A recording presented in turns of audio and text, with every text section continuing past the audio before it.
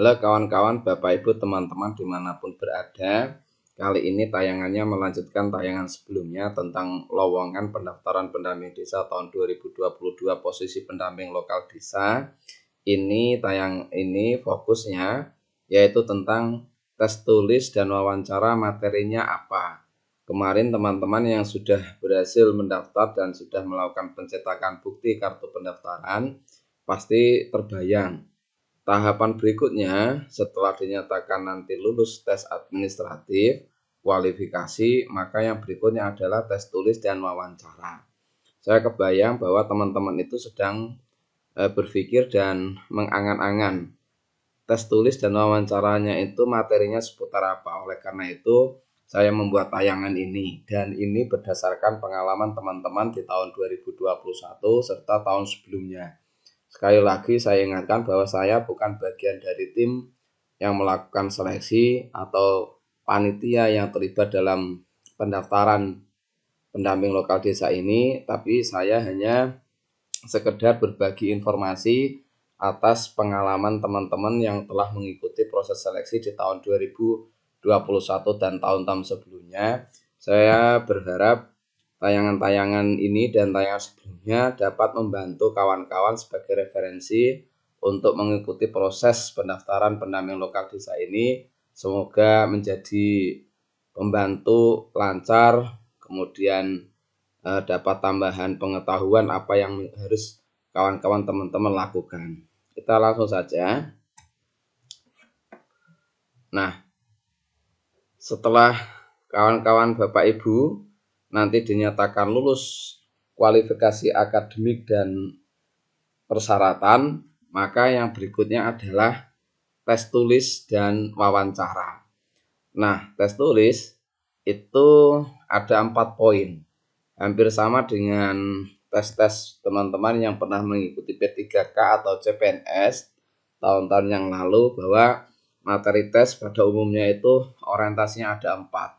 Yang pertama itu tentang wawasan kebangsaan, materi intelijensi umum, kemudian materi karakteristik pribadi, materi substansi bidang. Nah, khusus dalam proses rekrutmen ini karena bidangnya profesi pendamping, maka nanti materi tes tulisnya ya sekitar kompetensi pendamping desa. Kemudian tes wawancaranya itu setidaknya ada 3 berdasarkan pengalaman teman tahun 2021 dan tahun sebelumnya. Itu tentang materi riwayat pengalaman dan bukti fisik.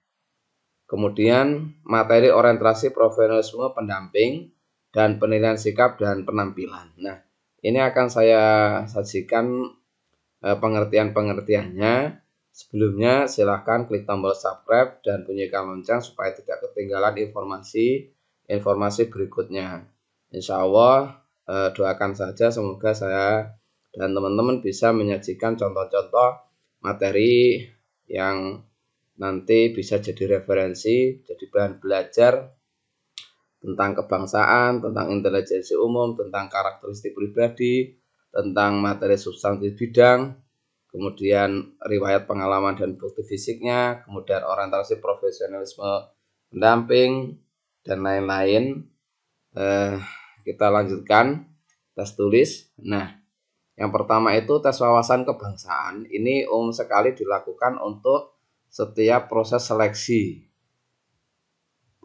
pembuat tes ya, atau tes yang disajikan pada tes tulis itu ini hampir termaktub, artinya hampir ada tes-tes entah 5 atau 10 soal.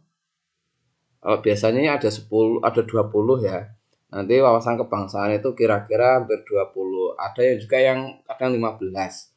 Nah, bagian tes ini itu materi ini topiknya seputar nasionalisme, bela negara, pilar negara, bahasa Indonesia, Pancasila, Undang-Undang Dasar 1945, Bhinneka Tunggal Ika, dan Negara Kesatuan Republik Indonesia, serta menguji pengetahuan tentang sistem tata negara kita, peran kita dalam tataran regional dan global, sejarah perjuangan kita, termasuk juga menguji kemampuan bahasa Indonesia secara baik dan benar. Ini materi yang terdapat di dalam wawasan kebangsaan.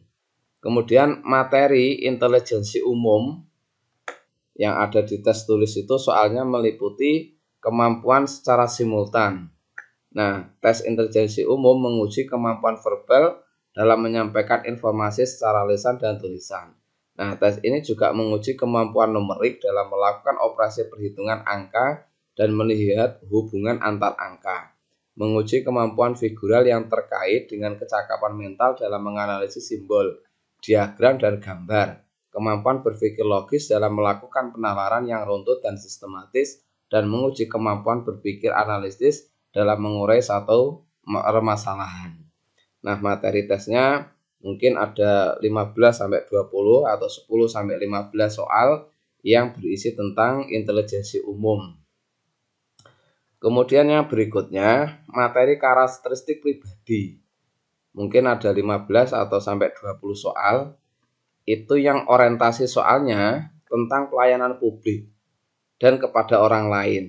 Nilai-nilai sosial budayanya, kecakapannya dalam bidang teknologi informasi dan komunikasi, profesionalisme dan kesanggupannya untuk bekerja tuntas dan mandiri.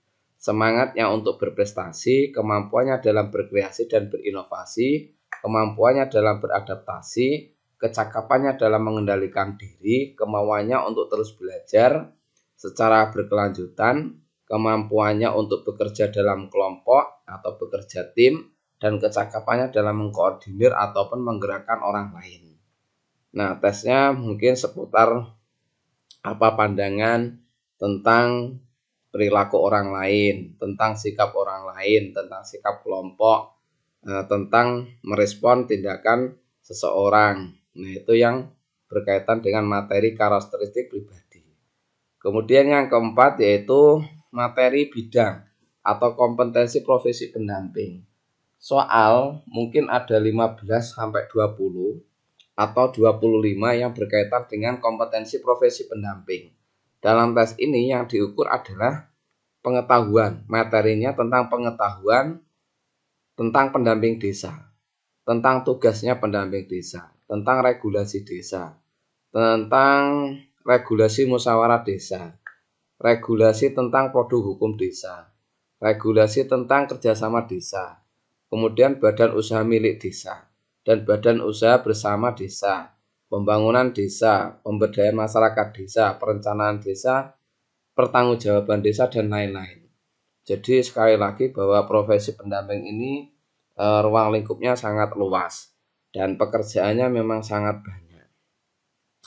Nanti semoga saja saya bisa punya kesempatan untuk mengumpulkan ya bahan-bahan yang bisa kawan-kawan download, bisa sebagai bahan referensi untuk belajar. Sekali lagi bahwa saya bukan bagian orang yang terlibat dalam proses seleksi ini. Saya hanya membuat tayangan-tayangan berdasarkan pengalaman-pengalaman seleksi tahun 2021 dan sebelumnya, dengan harapan bisa menjadi referensi yang membantu kawan-kawan mendapatkan sebuah gambaran umum, sehingga dengan begitu kawan-kawan tidak merasa ini ya takut sekali atau misalnya kurang bahan atau kurang informasi ya. Memang di media-media inilah kawan-kawan bisa mendapatkan banyak orang yang berniat baik untuk berbagi informasi, dan itu jangan ragukan bahwa itu suatu kebaikan yang memang bisa dilakukan oleh siapa saja. Kita lanjutkan tentang materi wawancara. Nah, materinya setidaknya itu ada 3. Yang pertama adalah materi riwayat pengalaman dan bukti fisik. Pada saat teman-teman kemarin melamar itu diantara isiannya adalah pengalaman kerja. Nah, nanti pada waktu wawancara teman-teman mungkin akan ditanya pernah kerja di mana, apa uraian tugasnya, dan bukti SK-nya ada atau tidak. Mungkin disinilah kawan-kawan akan diuji tentang pernyataan yang dibuat. Apakah SK itu benar, pernah dijabat, atau SK dibuat spontan ketika hendak mau mendaftar saja kemarin karena mungkin kerabatnya kepala desa, kerabatnya sekretaris desa atau kerabat perangkat desa. Nah, disinilah materi wawancara itu berguna untuk menguji kebenaran pengalaman yang pernah dilakukan yang dinyatakan dalam pendaftaran. Misalnya pernah sebagai ketua Karang Taruna, maka akan ditanya Karang Taruna itu uraian tugasnya apa, bukti SK-nya ada atau tidak, tahun berapa, pernah menjadi kader pemberdayaan masyarakat desa. Uraian tugasnya kader pemberdayaan masyarakat desa itu apa, bukti SK-nya ada atau tidak. Pernah menjadi BPD. BPD itu uraian tugasnya apa. Nah, disinilah kawan-kawan isi materi tentang wawancara. Kemudian yang kedua, materi orientasi profesionalisme pendamping. Mungkin kawan-kawan akan diminta pendapat, mengapa mendaftar pendamping desa, mendaftar pendamping lokal desa, kenapa tidak melanjutkan pekerjaan yang sekarang sudah ditekuni, atau mengapa tidak mendaftar atau berusaha berwira swasta. Ini diantaranya. Yang kedua itu mungkin saja kawan-kawan akan ditanya, apa tujuan dan harapan setelah menjadi pendamping. Nah, ini tahun 2020, 2019 juga pertanyaan ini selalu muncul. Di 2021 kemarin itu ada yang ditanya, ada yang tidak. Kemudian yang ketiga itu pertanyaannya materi orientasi profesionalisme pendamping itu diantaranya menguji wawasan. Mengapa Undang-Undang Desa Nomor 6 tahun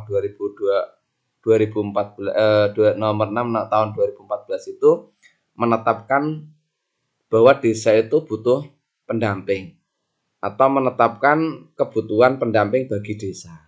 Nah, kawan-kawan akan dimintai sebuah pendapat, kemampuan berpikir untuk menjelaskan hal-hal yang ditanyakan ini. Mengapa mendaftar pendamping desa? Apa tujuan dan harapan setelah menjadi pendamping desa?